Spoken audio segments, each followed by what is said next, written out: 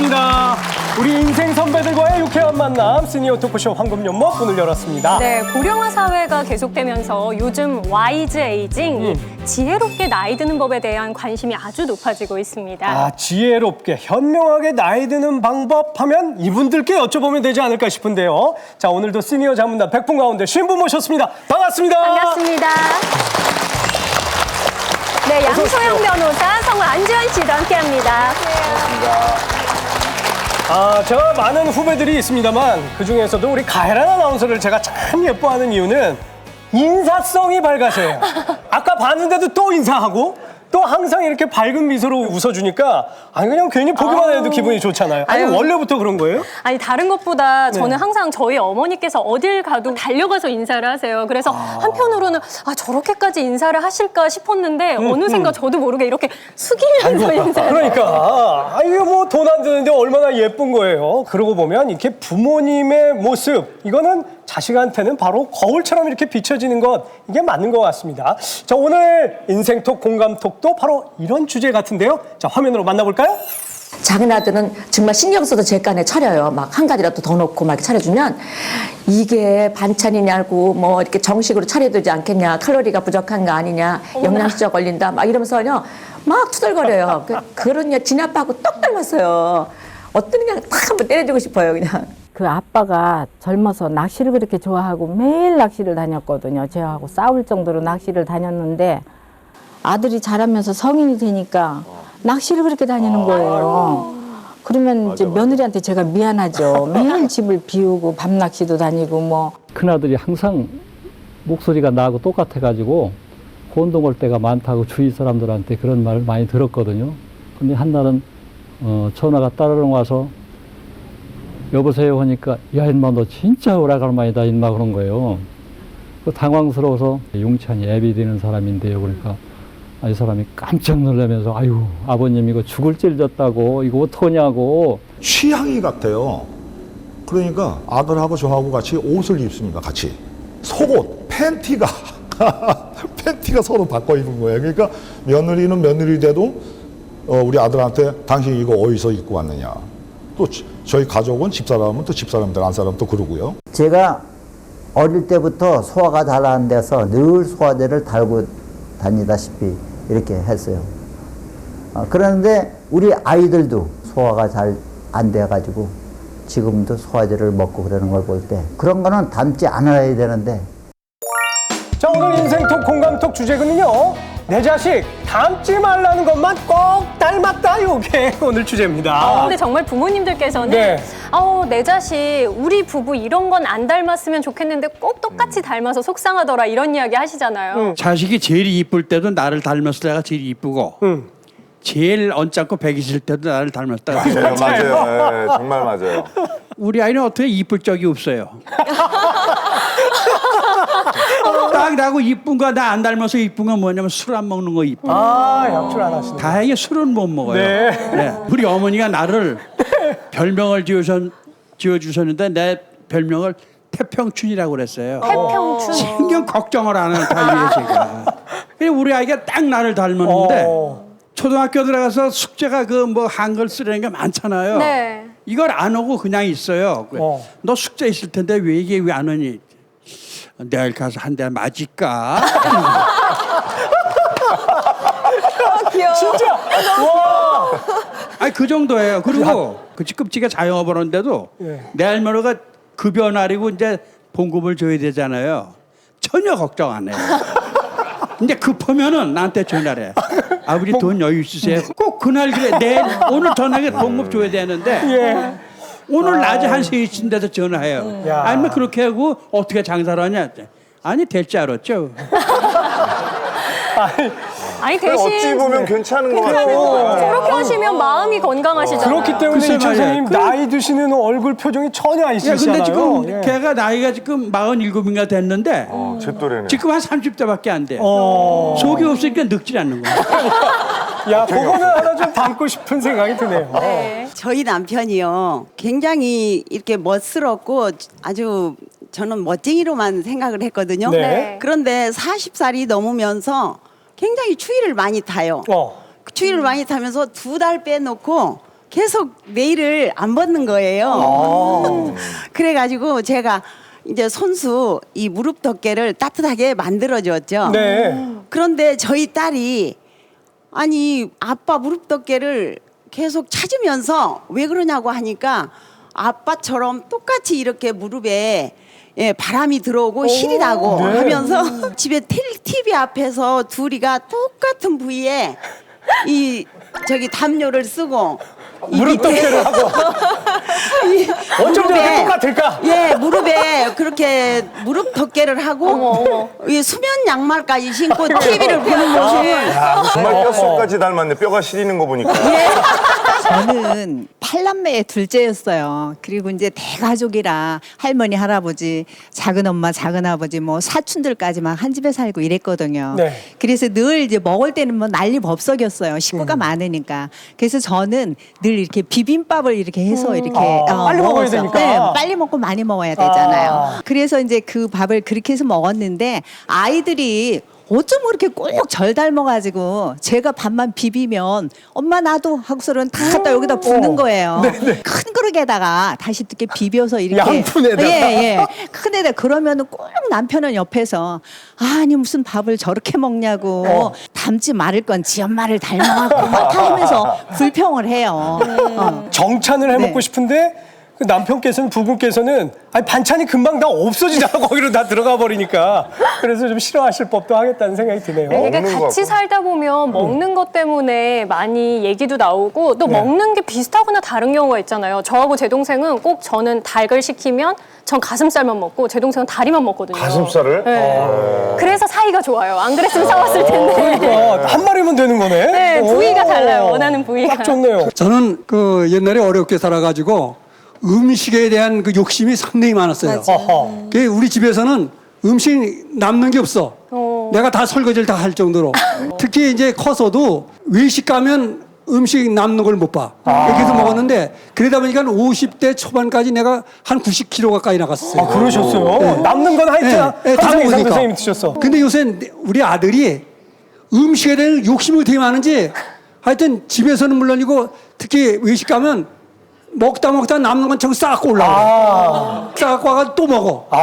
그러다 보니까 우리 아들이 지금 90kg 넘는데. 아이고 이런. 나는 그렇게 힘들게 살았기 때문에 이렇게 먹는 거 이해되는데 네. 우리 아들은 그렇지도 않은데 그렇게 식탐이 많더라고요. 자, 지금 말씀들을 나눠봤는데요. 오늘 주제는 그러니까 내 자식 닮지 말라는 것만 꼭 닮았네입니다. 자, 그럼 먼저 3위부터 만나볼까요? 키에 대한 좀 컴플렉스라고 할까? 나보다 좀 큰 사람하고 이제 해서 2세는 그렇지 않았으면 하는 바람을 갖고 다 키 큰 배우자를 선택을 했는데도 그래도 야속하게도 그 태어나는 후세들이 작게 태어나는 걸 보고 야, 우리 호시 집안이 유전인자가 우성이구나, 강력하구나. 나이 들어가면서 이 코 평수가 아래쪽으로 자꾸 넓어져 있는 것 같아요. 그리고 또 팔자주름도 아주 깊게 패고요. 근데 이제 어느 날 제 아들 모습도 코가 이렇게 좀 이렇게 넓고 팔자주름이 이렇게 깊게 패였어요. 그래서 아, 그 외모와 그 체질에서는 나를 많이 닮았구나. 이게 누렇다 보니까 제가 학교 때 제 친구가 절 많이 들여다보면서 폈어 그러는 거예요. 깜짝 놀랐어요. 전 담배 냄새도 못 맡는데. 그러다 보니까 제가 웃을 때도 이렇게 입을 가리고 웃게 되고, 근데 우리 아들이 그거를 닮은 거예요. 화도 날 때도 있고 또 흥분할 때도 있고 그러면 제가 얼굴이 새빨개지는 그랬었거든요. 근데 우리 딸도 어느 날 좀 화가 나면 또 얼굴이 아주 빨갛게 상기되는 모습이 못난 거는 지 엄마 다 닮았다 그래요. 제가 어렸을 때 그 시절에 머리카락이 노란했어요. 그래가지고 막 놀림을 많이 받았는데 우리 딸이 입학식에 갔는데 멀리서 그 여학생 중에 멀리서도 알아볼 수가 있더라고요. 노란 머리가 우리 딸이더라고요. 그런 거는 좀 안 닮았으면 좋겠는데. 제가 키가 크다 보니까 손하고 발이 유난히 커요. 그래가지고 아이를 낳자마자 다른 사람들은 뭐 손가락이 10개인지 발가락이 10개인지를 확인한다는데 저는 손가락 마디 먼저 확인했을 정도예요. 근데 이렇게 저처럼 마디가 굵고 오죽하면 그 발가락 넷째 마디가 제가 휘었는데 그것까지도 닮더라고요. 자, 내 자식 닮지 말라는 거 꼭 닮았네. 3위는요. 피는 못 속인다. 우리는 붕어빵 가족일세 이겁니다. 아니 저런 거 꼭 있어요. 그런데 김원수 선생님 도대체 손이 얼마나 크시기에? 아, 제가요, 키가 1m 67인데요. 예. 키가 커서 그런지 손이 엄청 커요. 아, 오늘따라 이상하게 옆에 계신 이창영 선생님이 굉장히 작아 보이시네요. 자랑은 아닌데. 이창영 선생님하고 한번 손좀 한번 대보세요. 손 좀 한번 대보세요. 그래도 남자분이신데요. 위로 위로. 아, 진짜. 아, 손이 크시구나, 김한수 선생님이. 그래서 이 큰 손과 발이 정말 컴플렉스였거든요. 그 아이를 낳자마자 남들은 정말 손가락 10개, 발가락 10개 확인한다는데 저는 마디를 먼저 봤을 정도예요. 그런데 그때는 정말 자꾸 예쁘더라고요. 예뻤어요. 네. 시간이 지나면서 마디도 굵어지고 손도 커지는 거예요. 중요한 건 저 넷째 발가락 그게. 네, 발가락까지도. 휘었어요? 예, 예. 거실에 딸하고 둘이 여름에 이러고 앉아있으면 어쩌면 이렇게 닮아도 못생긴 게 이렇게 똑같이 닮을 수 있냐 그럴 정도로 정말 닮았어요. 키는 어떻습니까, 따님들? 아, 키가 167 똑같아요. 아유, 그럼. 네. 요즘은, 그건 됐죠. 어머니 그래도. 손발 커도 괜찮아요. 키가 167인데 손발 커도 정말 괜찮아요. 키는 못 속이나 봐요. 그런 거 같습니다, 정말. 저는 애 나면 맨 먼저 확인하는 게 코부터 확인했어요. 저는 이제 늘 이렇게 작고 낮은 코 때문에 너무 컴플렉스가 많아가지고 이제 고등학교 때 막 그 남자 짓궂은 녀석들이 제가 이렇게 고개를 옆으로 녀석들이? 돌리면 누나 코가 사라졌다 막 이렇게 놀리는 거예요. 보니까 그거 없어. 그거 없어졌다! 그거 없어. 그래서 낳자마자 이제 늘 보면 코부터 확인을 했는데 다행히 이제 나타났다가 네, 딸 둘은 성공을 했어요. 그래요? 성공을 했는데 아들이 제 코를 똑같이 닮아가지고 지금도 코가 커지질 않고 있어요. 그래가지고 어렸을 적에 저희 어머니도 계속 코를 이렇게 잡아당겼어요. 맞아요. 여기 이렇게 크게 한다고. 잡아주시잖아요. 저는 보시다시피 턱이 이렇게 깁니다. 어디요? 예. 저는 그게 굉장히 컴플렉스였던 게 네. 직장을 다닐 때 오죽하면 제가 한동안은 베레모를 쓰고 다녔어요. 이렇게 베레모 남자들 베레모 있잖아요. 짧아 보이게. 예, 그래서 너는 어떻게 과감하게 베레모를 다 쓰고 다니냐 사람들이 이렇게 놀렸어요. 제가 아침에 자고 일어나면 턱이 1cm씩 커진다.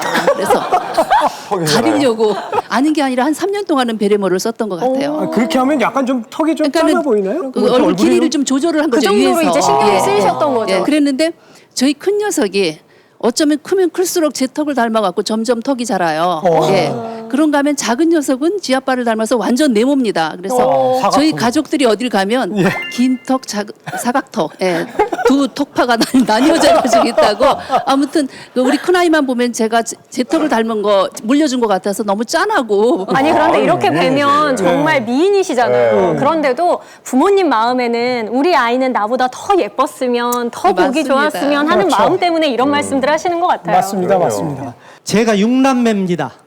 근데 어머니가 단지인데 누나와 저는 단지가 태어나고 셋째, 넷째는 한쪽은 길고 한쪽은 짧게 이 손가락이 되고 다섯, 여섯째는 길게 되었습니다. 그러니까 그 발가락이 닮았네 같이 유전자 검사를 할 필요가 없이 이게 완전히 되는 거예요. 그래서 저희 애도 둘인데 큰애는 단지로 태어나고 네. 두째는 길게 태어나고 어머나. 집사람이 이제 긴 손가락이니까 그 대신 발가락은 무좀에 안 걸리도록 넓게 이렇게 단지가 있으면은 좀 이렇게 재주가 많다고 그런 얘기 많이 들었는데, 그죠? 예. 저 양손이 단지라 좀 아마 좋은 것만 물려줬다 이렇게 안심하셔도 될 것 같습니다. 무좀 안 걸리는 거 좋잖아요. 그럼요. 자, 이 3위는요 붕어빵처럼 똑같은 모습이 닮은 거 이거였는데요. 자, 내 자식 닮지 말라는 것만 이거 꼭 닮았다. 자, 그러면 2위 볼까요? 아버지가 앉으면 코털을 뽑는데 얘가 잘하더니 어느 순간에 아버지 하던 짓을 그대로 앉아서 그렇게 해요. 그냥 순간 무의식적으로 그렇게 그런 짓을 하는 거예요. 저는 그 정리정돈이 너무 안 되는 사람이거든요. 아들 놈은 이제 한술 더 떠가지고 얼마나 너저분한지 아빠보다도 훨씬 더 그 정리정돈이 안 되는 거예요. 당신이 모범을 못 보여가지고 저렇다고 더 많이 따블로 구박받았습니다, 제가. 제가 남편이랑 결혼해서 보니까 남편이 이를 갈고 또 코까지 골더라고요. 6살 된 이제 제 아들이 어느 날 보니까 이를 가는 거예요. 깜짝 놀랐어요. 아니 어떻게 애가 6살짜리가 이를 갈겠어요, 잘 때. 와, 정말 씨도도 못 한다더니. 우리 어머님이나 우리 누님들이 같이 가다 보면 맨날 나한테 가슴 펴고 걸으라고 똑바로 걸으라고 계속 잔소리를 들었다고. 요새 보면 우리 아들하고 이렇게 걷는 걸 보면 꼬부정하게 걸어가지고 나도 모르게 그런 잔소리가 자꾸 나온다고. 우리 손주들도 이제 그렇게 걷는 거에 꾸준하게 걸어가지고 우리 셋이 이렇게 걸어가보면 완전 이게 오리들 걸어가는 것처럼 꾸준해가지고 아주 웃기는 해서 참 피는 못 속인다. 어느 날 이제 술을 뭐 많이 먹고 그래서 인사불성 된다고 그러죠. 인사불성 먹었는데 나중에 새벽에 깨보니까 소가 손 밑에 자고 있는 거예요. 손 밑에서. 그런데 우리 아들들도 술을 잘 먹어요. 서울에 사촌들하고 몇 명이 술을 먹었어요. 근데 아무리 기다려 안 오는 거 이놈이 아들님이 안 와. 나중에 알고 봤더니 집 앞에 아파트 그 문 앞에서 혼자 자고 있더라고 누워가지고. 이는 그렇게 닦기가 싫더라고. 그래서 내가 이를 자주 안 닦아서 그런지 어금니가 양쪽으로 다 충치가 있는데 그것까지 자식이 닮았어요. 이를 잘 안 닦아. 그래서 야, 너 아버지 닮지 말고 너 열심히 닦아라 이 얘기는 하는데 그만큼 좀 안 닮았으면 좋겠어요.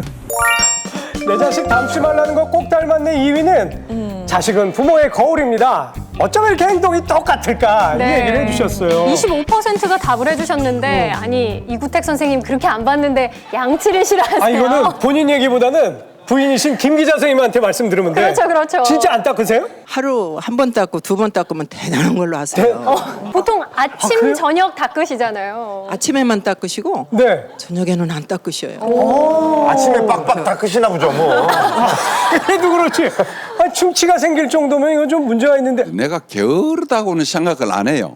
상당히 부지런한 편인데 이 닦는 거는 이렇게 닦기가 싫은지 그 하루에 한 번 뭐 평균 닦는데 아들이 좀 이 닦는 걸 굉장히 싫어해가지고 나처럼 또 이 다 충치 먹고 임플란트 할까봐 나 닮지 말고 좀 이 잘 닦았으면 하는데 그것까지 닮았어요. 김석희 선생님 주무시다가 깨보니까 위에 소가 있었어요 진짜?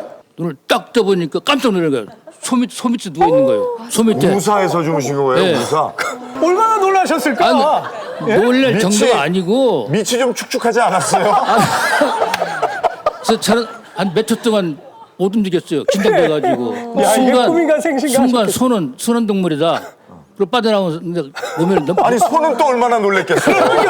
이게 내 아들인가? 네. 생각했을 거 아니에요? 아니 내가 낳았나? 이렇게 또 무슨 일이 있었냐면은 이제 저는 가끔 필름 잘 끊기는데 네.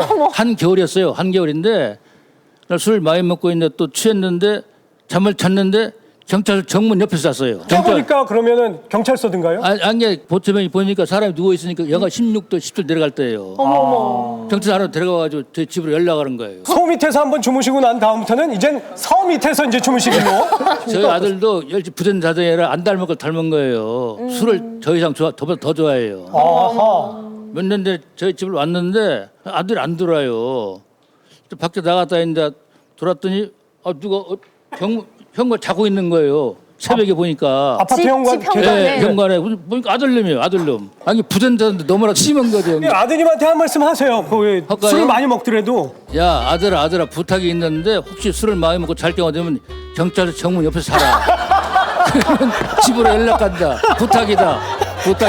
저도 밥을 먹을 때 항상 반찬 10가지 이상 세팅을 해서 깨끗한 그릇에 예쁜 그릇에 놓고 먹는 그 습관이 있어요. 네. 저희도 두 아들이 있는데 그 아이들이 이상하게 저를 닮았어요. 집에 가면 항상 그 반찬 예쁜 그릇에 반찬 가짓수를 다 놓고 또 수저와 젓가락 다 세팅해서 수저 받침 때까지 딱 놓고 먹는 거예요. 어머나. 혼자 먹을 때도 혼자 먹을 그러겠죠? 때도 그렇고 혼자 먹을 때 10초 혼자 먹을 때도 그렇고 이야. 너 냉장고에서 내 밑에 먹으면 안 되니 했더니 엄마 이렇게 먹으면 나가서 왕자 대접을 못 받는 거야. 그렇게 얘기하더라고요. 내가 집에서 귀하게 음식을 먹어야지만 나가서 다른 사람한테도 대우받는다고. 그런데 그렇게 이거는 얘기하더라고요. 나쁜 습관이 아니라 좋은 습관 배운 거 아니에요? 좋은 습관인지 모르는데. 아닌 것 근데 같아요. 이제 결혼을 했어요. 장가 갔는데 네. 어느 날 며느리가 웃으면서 그러더라고. 어머니 식판 좀 사주세요 하더라고. 식판. 군인들 먹는 식판. 네. 그래서 아니 왜 식판은 뭐 때문에 했더니 어머니 설거지가 태산이에요. 그래서 설거지를 안 해놓으시는구나. 설거지가 너무 많은 거야. 야. 근데 자, 내 자식. 아니, 닮지 말라는 것만 꼭 닮았다. 자, 그러면 대망의 1위 볼까요? 제가 그 평소에 성격이 좀 과묵하고 말이 굉장히 적어요. 근데 그걸 우리 아들이 꼭 빼닮은 것 같더라고요. 그래서 아들하고 이렇게 둘이 있으면은요, 곰 두 마리 있는 것처럼 서로 얘기를 1시간에 2시간에 안 해요. 제가 오지랖과 참견이 많은 편입니다. 중고등학생들이 담배를 피거나 하면은 그냥 지나치지 못하고 꼭 참견을 해서 시비를 붙곤 했는데, 제 딸도 어느 날 저하고 같이 가는데 주차 위반이나 오토바이가 인도로 다니면 꼭 참견을 합니다. 그래서 항시 좀 시비 붙고 상당히 걱정을 하고 있는 형편입니다. 저는요, 사람들한테 고집이 세다란 말을 들었거든요. 근데 어느 날 우리 작은 아들이 고집이 센 거를 봤어요. 뭐든지 지가 갖고 싶은 거는 꼭 갖고 싶었던 거야. 맨날 며칠을 그냥 울고 불고.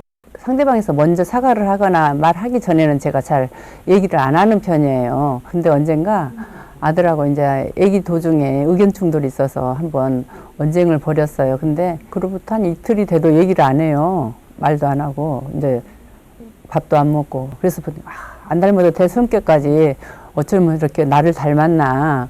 저도 사실 중학교 때 이렇게 좀 좋아하는 남자애가 있긴 했어요. 그런데 저는 그냥 혼자만 가지고 있었지 말을 못했는데, 딸 셋이 저를 닮아서 연애를 못하고 30이 넘도록 새 아이들이 직장만 모범생처럼 다니는 거예요. 내가 막 그 친구들 있는 데서 엄마한테 면박을 주면서 막 뭐라 그런 적이 있었어요. 근데 지금 내 아들이 내 말을 탁 잘라가지고 이게 아니고 이렇게 엄마 해야지라고 말을 했을 때는, 야, 어쩌면 그렇게 가르쳐주지 않아도 이거는 이렇게 닮았나 하고 생각할 땐, 내 자식 닮지 말라는 거 꼭 닮았네. 1위는요, 정말 속상해. 내 성격까지 떡 닮았거든. 네, 32%가 답을 해주셨습니다. 이영임 선생님. 네. 예, 뭐, 왜 이렇게 손을 잡고 드시는 거예요? 왜요? 예?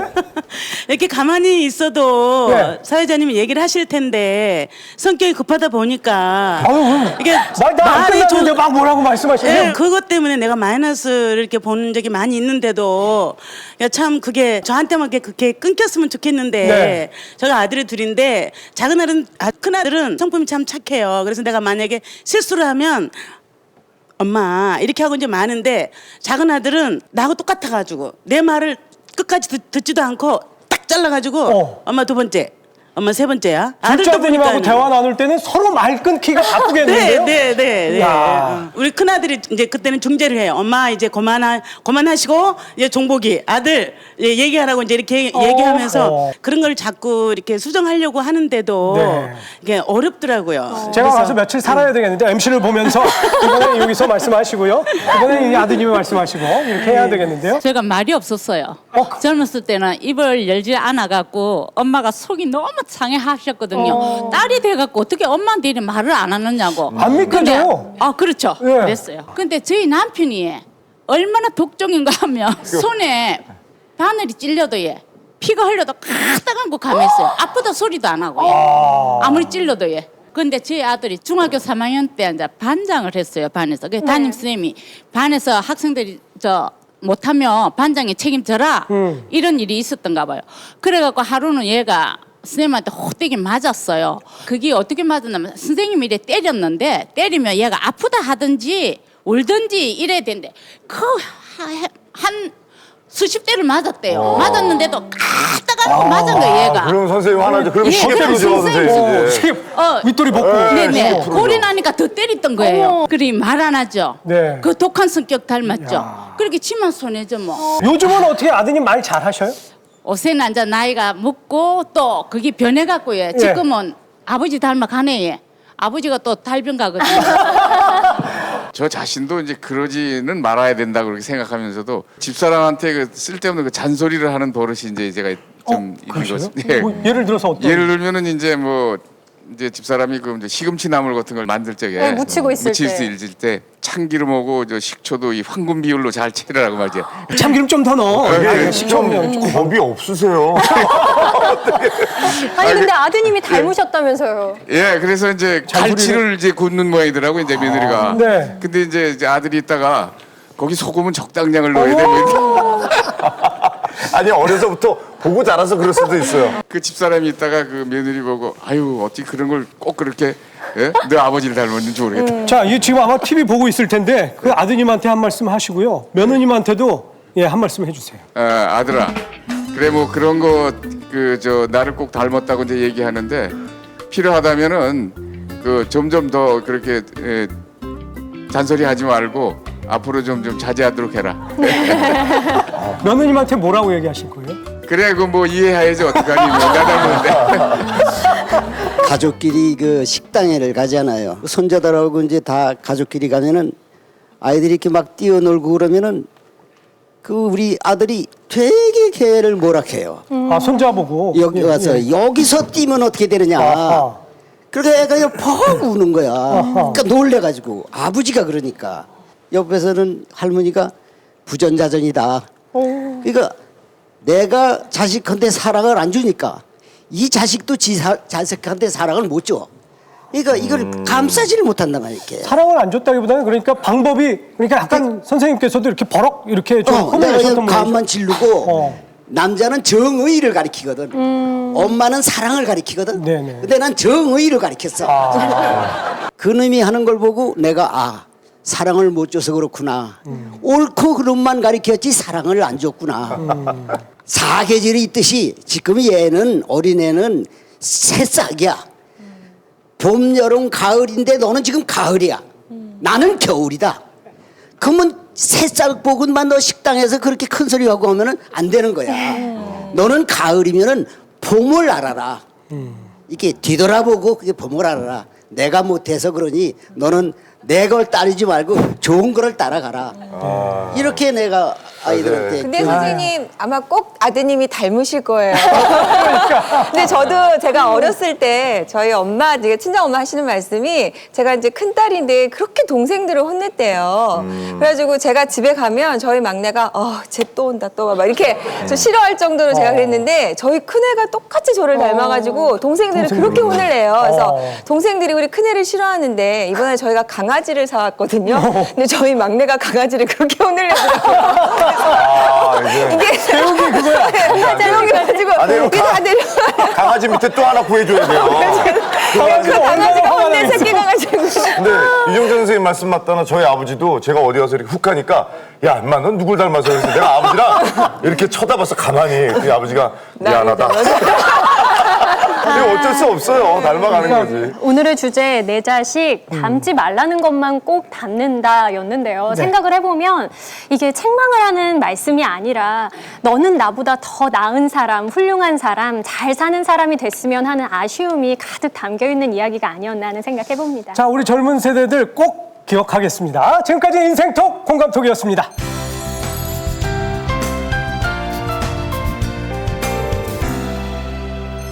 우리가 살다 보면 인생의 아주 중요한 갈림길에 서 있을 때가 있습니다. 그때 여러분은 누구로부터 조언을 듣습니까? 네, 이곳에 오시면 시니어 자문단의 고견을 들으실 수 있습니다. 자, 이름하여 황금 나침반, 오늘 의뢰인의 사연부터 만나보겠습니다.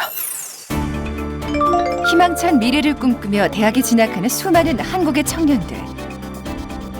하지만 대부분 청년들은 졸업과 동시에 취업 재수생이 되는 게 현실입니다. 그 때문에 대학교 졸업장에 대한 의미도 퇴색되고 있는데요.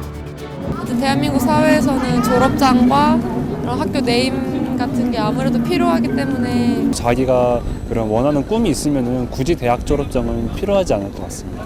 가뜩이나 취업시장도 좋지 않은데 오히려 특색 있는 사람이 더 졸업장보다는 메리트를 가지지 않을까 생각합니다.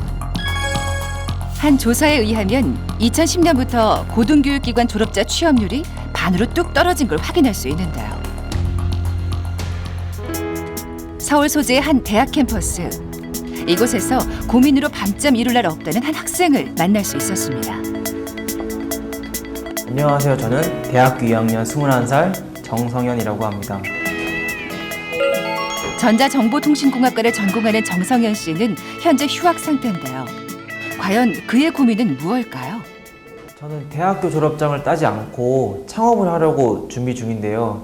근데 주변에서는 그래도 졸업장이 꼭 필요하다고 하시니까 이게 정말 필요한 건지 고민이 돼요. 정성현 씨가 대학교 활동 중에서 가장 열정을 다해 참여하는 발명 동아리. 중학교 때부터 발명을 좋아했던 만큼 가장 즐겁다고 말합니다. 아이디어가 떠오르면 그 즉시 제품을 만들어 보는데요. 과연 뭘 만드는 걸까요? 공부에 도움이 되는 발명을 하나 하고 있어요. 발명품은 실생활에 적용, 테스트를 해보는데요. 이렇게 아이디어를 수차례 다듬은 결과 특허까지 받았습니다. 지금은 특별한 사업을 구상 중이라는데요. 발명교육이라는 새로운 교육 사업을 준비 중인데요. 창의력을 키우는 교육 사업을 구상해 중고등학교 후배들을 대상으로 모의 수업을 시행하기도 했다는데요. 창업하기 위해 상담을 받는 등 다양한 노력 중인 정성현 씨. 과연 전문가는 어떤 평가를 할까요?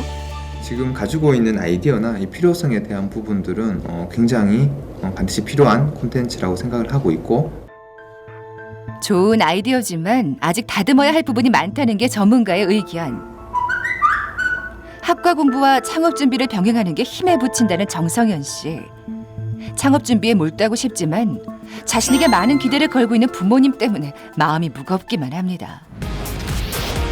정성현 씨는 학과 공부보다 창업 준비에 매진하길 원하는데요. 대학교를 중퇴하고 창업해도 될까요? 이 물음에 시니어 자문단의 선택은 어디로 향할지 황금 나침반이 알려드립니다. 자, 오늘 의뢰인 정성연 씨 나오셨습니다. 박수로 맞아주시겠습니까? 안녕하세요. 아우, 정말 잘생겼죠? 오. 잘생겼네. 네. 아니, 아까 그 냉장고 무슨 관련해서 특허가 있다고 그랬는데 그건 뭐예요? 냉장고 안쪽에 있는 물건을 꺼내기가 힘들잖아요. 네네. 그래서 유통기한 지나기도 하고 그런 걸 잘 꺼내기 위한 발명품인데 이렇게 돌리면서 안쪽에 있는 물건이 나오고 그러면서 선반에 넣기도. 중국 요리집에 가면 있는 거. 오, 괜찮다. 기발하네요. 이 냉장고 뒤에서 음식 상해서 버리는 거 진짜 많거든요. 자, 이렇게 지혜로운 청년인데 우선 양소영 변호사님 네. 아이가 셋이나 있으시잖아요. 네. 어떻게 내 아이다 생각하고 괜찮을까요? 사실 저는 이 주제만 처음 들었을 때는 아유 그래도 학교는 가야지라고 생각을 했었거든요. 네. 근데 지금 우리 정성현 씨 소개하는 걸 보고 잠시 지금 혼돈을 좀 느끼고 있어요. 왜냐하면 뜻하는 바가 정확히 있으신 분이 아닌가 생각이 들어서 갑자기 스티브 잡스가 이렇게 스치면서 그런 사람에게 과연 대학 교육이 필요한가 이런 생각이 드네요. 그래서 답변을 잠시 보류해보도록 일단 더 얘기를 들어보고. 네. 전 안 돼요. 학교는 졸업해야 돼요. 나중에 일을 하다 보면 부딪혀요, 한계에. 저도 사실은 이 나이에 2000년이 넘어서 대학을 졸업을 했어요. 왜? 방송 잘하면서 왜 졸업을 했겠어요? 한계에 부딪히게 돼요, 언젠간. 그리고 제 아들 같으면 절대로 저는 안 된다, 졸업을 해야 된다라고 저는 밀어붙이고 싶어요. 안 돼!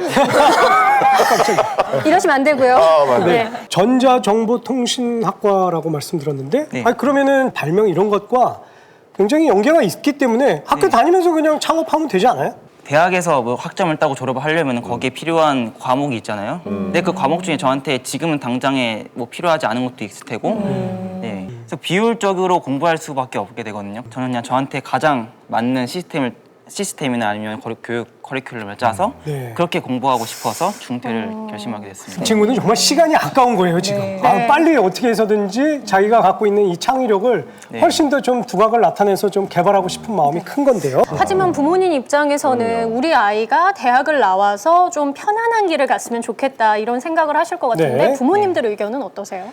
부모님께서는 중퇴는 절대 안 된다고 반대를 하셔서 다행이네요.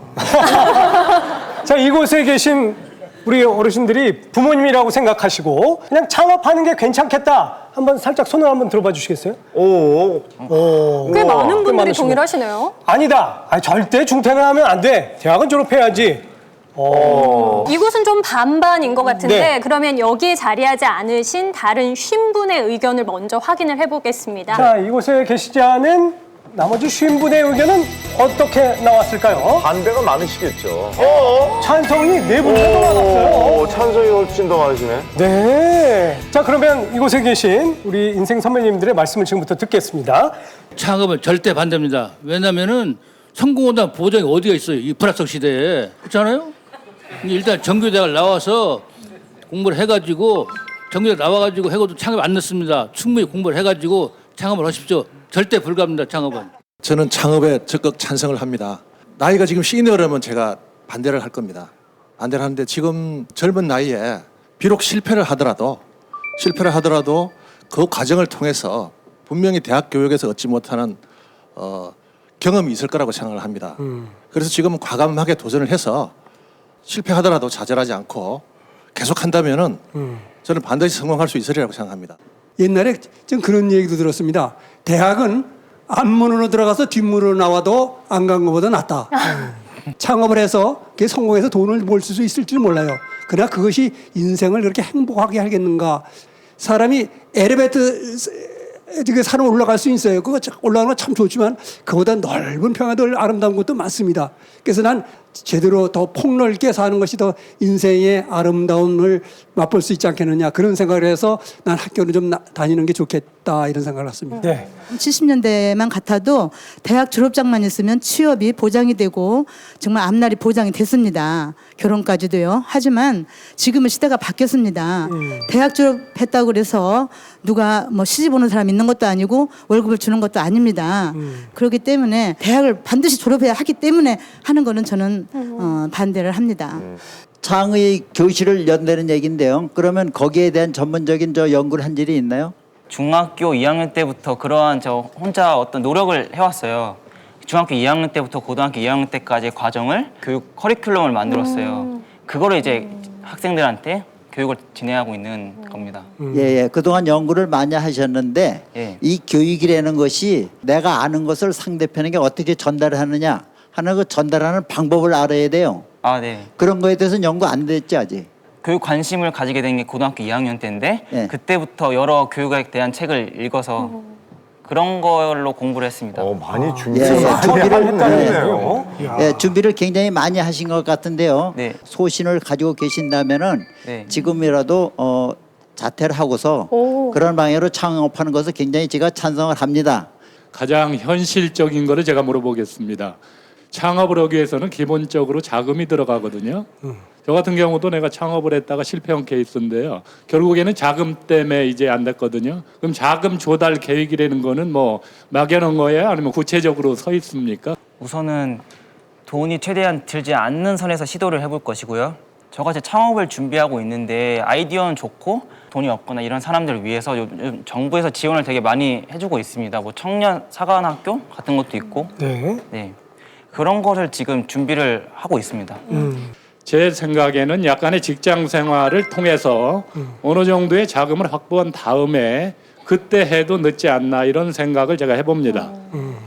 옆집에 순이 믿고 있다가 시집 장가 못 가듯이 정부 자금 그거 만만치 않습니다. 그리고 해보면 마케팅 엄청 어렵습니다.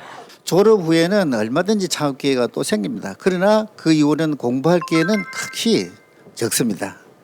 앞으로 이 남아있는 2, 3년이 그 공부가 남아있는 80년 인생 성패에 큰 역할을 하지 않을까 그렇게 생각하고 지금 좋은 시절에 혹시 공부 안 하시면 중도에 포기하시면 평생 후회가 될 일이 생기지 않을까 해서 저는 반대합니다.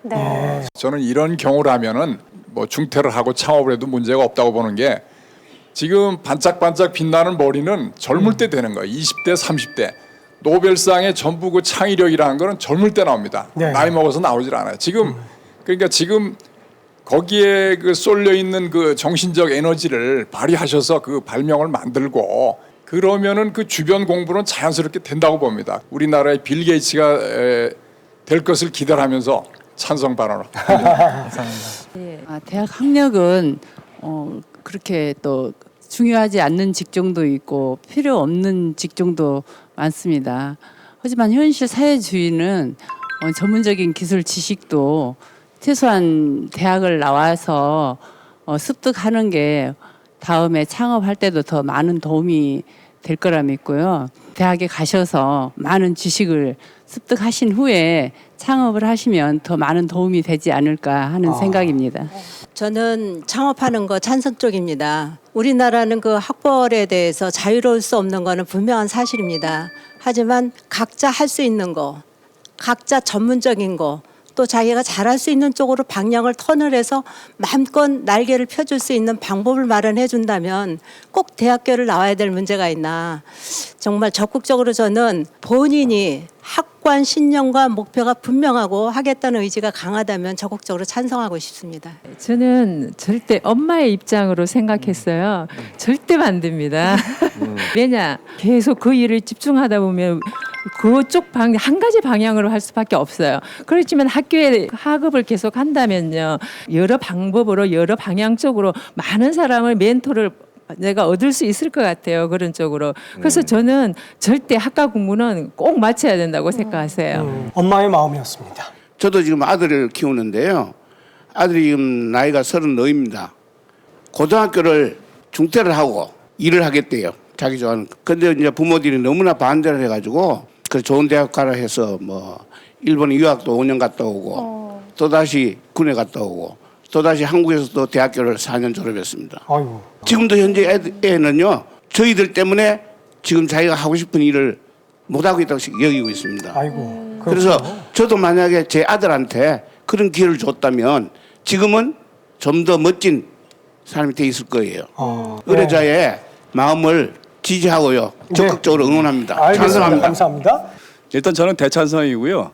저를 잠깐 소개시켜드리면 19살 때 은행 들어가서 시은한 사람의 명예퇴직하고 지금 5년 된 일에 나와서 레스토랑을 하나 운영하고 있어요. 제가 만약에 우리 그 의뢰인처럼 젊은 나이에 돌아간다면 전 창업을 할 겁니다. 대학교에 나와서 이제 취직하기 쉽지가 않아요.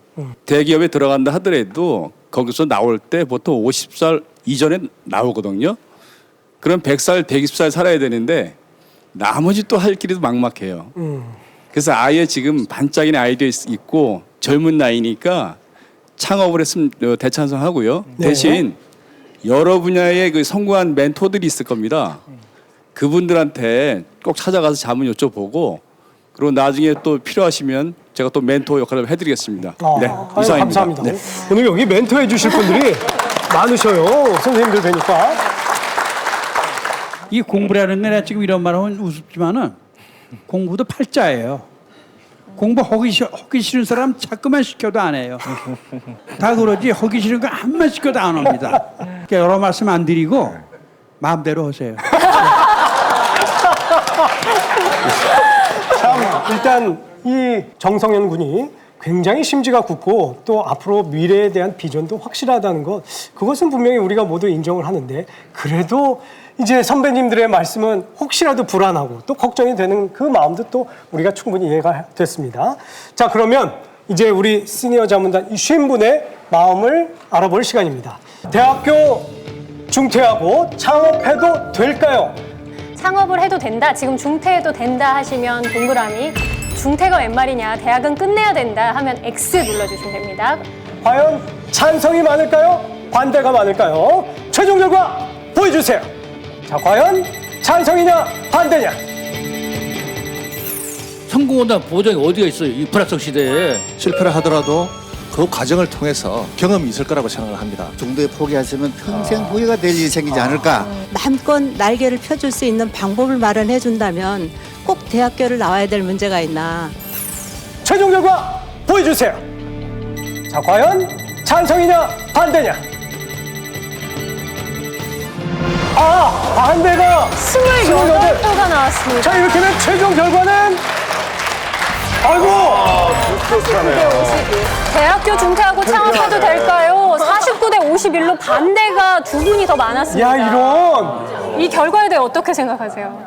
반대를 해주셨는데. 제가 설명드리지 못한 게 몇 개 있어서 특히 좀 아쉽지만은 그래도 뭐 진심 어린 충고로 받아들이고 잘 현명하게 선택을 해보겠습니다. 반대하시는 분들 얘기를 이제 쭉 들어보니까 이제 걱정하는 마음이 굉장히 크신 것 같고, 뭐 실패해도 좋은데 그래가지고 나중에 쓰러져서 또 못 일어날까봐 너무 어리니까 안타까운, 그러니까 그런 마음이 더 크셔서 반대로 더 많이 가시지 않았을까, 그런 마음이거든요. 그래서 이분들 의견을 정말 마음 깊이 좀 새기셔서 다음에 이뤘을 때 이분들의 이런 응원을 생각해서 꼭 다시 일어서실 수 있기를 기도해 볼게요.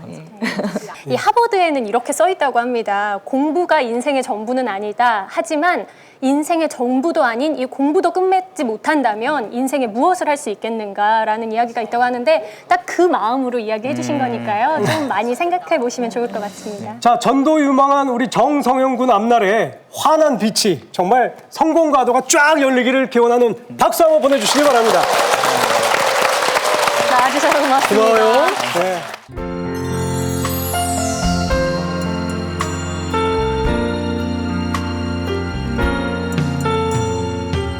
이 시대를 살아온 어르신들의 참된 인생 이야기, 그 소중한 인연을 만나봅니다. 사랑합니다. 당신의 세월입니다.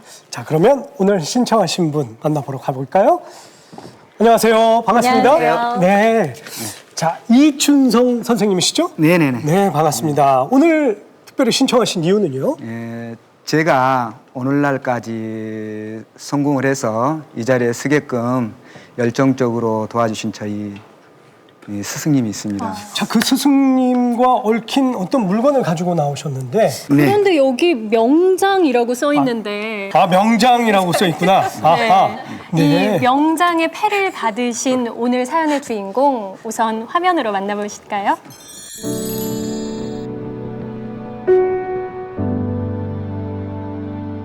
어둡고 외로웠던 길, 한 줄기 빛이 돼주신 분이 계십니다. 앞으로는 좋은 날이 더 많을 거야. 얼마든지. 너는 할 수 있어. 그런 거 있잖아.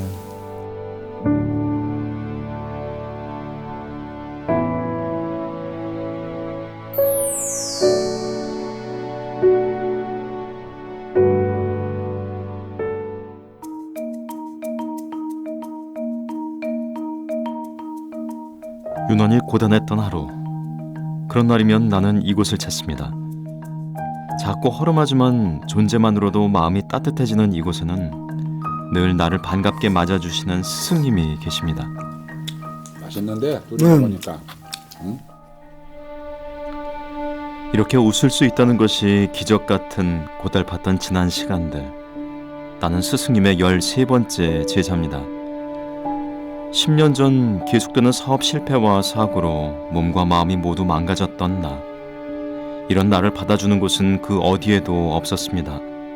세상은 내게 잔인하기만 했습니다. 다 나를 위해서 이렇게 박수 쳐준 사람은 하나도 없어요. 그 누구도. 응? 열심히 하려는데 자꾸 나락으로만 떨어지니까 그게 너무 힘들었었어요. 그래서 에이 이렇게 사느니 그냥 차라리. 내 삶도 가족도 모두 놓으려 했던 그 순간 눈앞을 스친 기사 한 줄. 마지막이라는 생각으로 무작정 스승님을 찾아갔습니다. 그리고 위태롭기만 했던 내 삶에 새로운 희망이 생겼습니다. 주요 부품 이건 수잉식이라고 그래. 수잉식. 40년 전 가족의 생계를 위해 보일러 수리를 시작한 스승님. 가르쳐주는 곳이 없어 독학으로 기술을 터득한 스승님은 보일러 명장으로 선정돼 그때 받은 상금의 사재를 보태 실직자들을 위한 보일러 교실을 열었습니다. 저는 제가 안 벌면 아주 힘들었거든요. 그게 정말 집에 가면 쌀 한 돌도 없어서 그렇기 때문에 그분들의 마음을 알아요. 가정을 지키려고 그러면 뭔가 배워서 일을 해야 되니까. 지난 17년 동안 스승님은 600여 명의 실직 가장들에게 희망의 불씨를 붙여주셨습니다. 이곳의 수업료는 입학금으로 내는 쌀 한 포대, 그리고 전기료 900원이 전부. 그분들한테 900원이라도 안 받으면 정말 자존심 상해요. 자기의 자존심을 지킬 수 있는 거니까.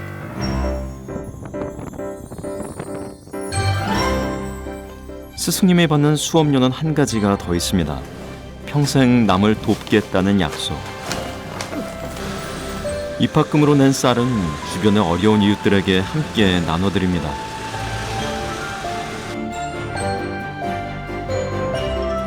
안녕하세요. 예. 세상 사람을 믿지 않았던 내가 처음 보는 이에게 마음을 여는 일이 쉽지만은 않았습니다. 잘들 지내셨죠? 예. 아이고 이번에 세뱃돈 좀 받으셨어?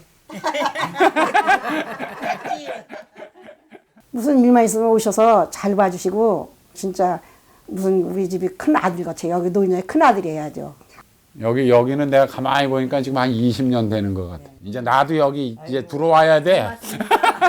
근데 내가 아마 여기에 들어오면 이 친구가 이제 쌀을 많이 갖다 줄 것 같아. 나는 남한테 사랑을 베풀지는 잘 몰라요. 모르는데 우리 스승님으로 인해서 사랑을 배우게 된 거예요. 나도 이제 스승님처럼 먼저 미소를 보내고 따뜻한 말을 건네는 일이 익숙해졌습니다. 아유, 안녕하세요. 차가운 집안을 따뜻한 온기로 채우는 보일러처럼 나는 비로소 사람들의 마음까지 따스하게 감싸는 법을 배웠습니다. 사람과 함께하는 희망을 배웠습니다.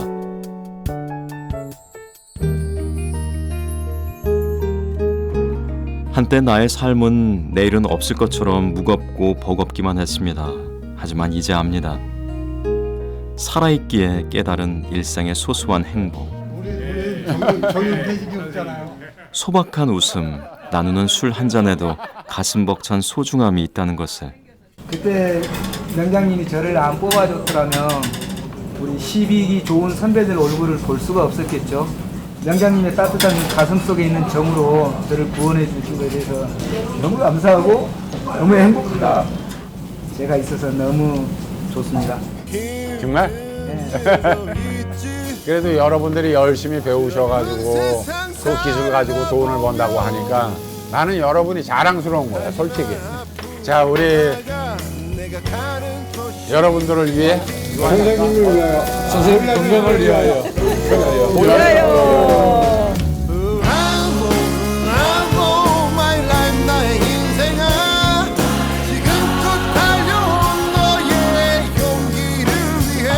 아주 그 어려움을 잘 극복해줘서 고맙고 지금처럼 이렇게 열심히 하면 더 승승장구할 거야. 스승님 고맙습니다. 잘 되길 바라고.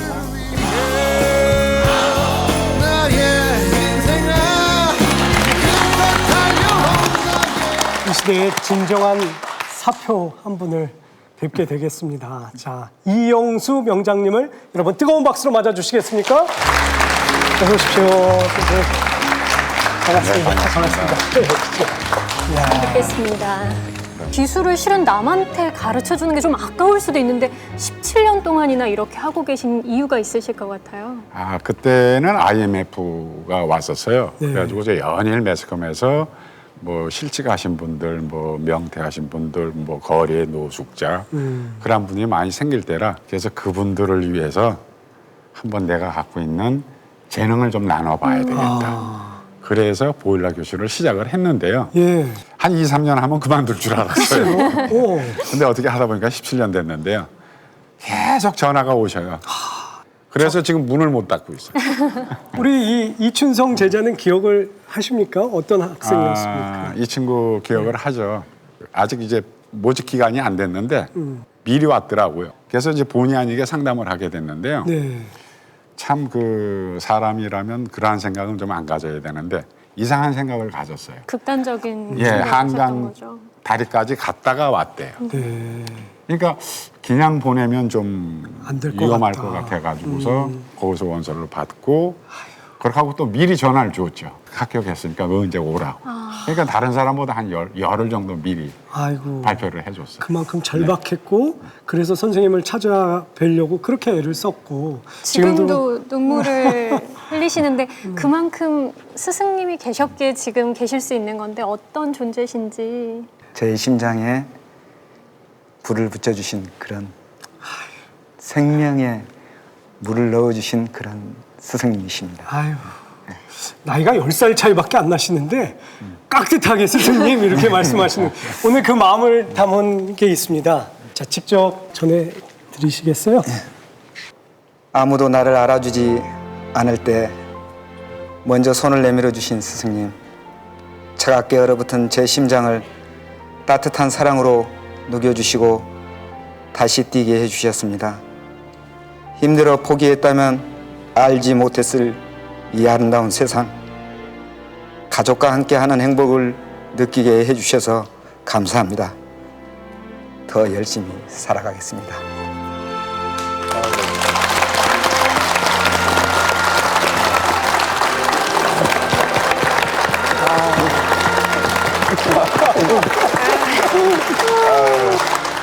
아이고.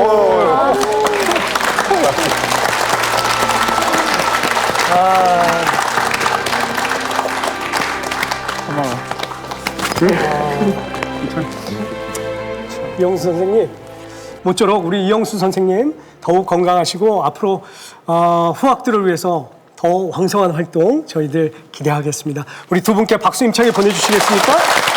고맙습니다. 감사합니다, 선생님. 고맙습니다. 정말 우리는 누구에겐가 저렇게 좀 고마움을 항상 받는 그런 사람일까? 이런 생각을 하게 되는 순간이었습니다. 지금 그 교실이 지하여가지고 한다고 하시는데 네. 저희 사무실이라도 어떻게 좀 빌려드리고 싶은 마음이 드네요. 너무 흐뭇했고 너무 네. 아름다우시고 배우고 싶다는 생각이 정말 듭니다. 그렇습니다. 전 황금연못을 통해서 너무 훈훈한 분들 많이 보고 좋은 것만 보니까 참 정말 좋은 세상이다라는 생각이 오늘 새삼 든 것 같아요. 자, 이영수 명장님은 뭐 이렇게 기술적인 부문뿐만이 아니고 정말 이 각박해지고 또 정말 차가워지는 이 세상에 훈훈함을 더해주는 진짜 사랑의 보일러 명장이시구나 하는 생각이 들었어요. 네, 지금도 절망의 끝자락에서 힘들어하시는 분들도 계실 거라고 생각을 합니다. 오늘 이 방송 보시면서 어딘가에 저렇게 빛이 있지 다시 한번 느끼셨으면 하는 바람이고요. 네. 이 새 봄이 따뜻한 햇살이 희망이 되셨으면 합니다. 저희는 다음 주에도 세대가 소통하는 소식 준비해서 찾아뵙겠습니다. 여러분 함께해 주셔서 고맙습니다.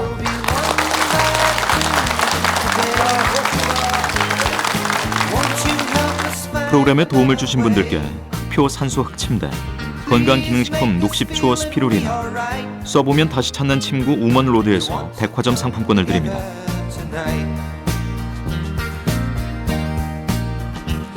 We've come to ask your help, my friend, 'cause you know just how it's been. We've got a lot to ask of you, and you know that's hard for us to do. Won't you help us, help us? We'll be one by two today. Won't you help us find a better way? Please make us feel that we are right, to want to come together tonight. Those before us tripped and fell,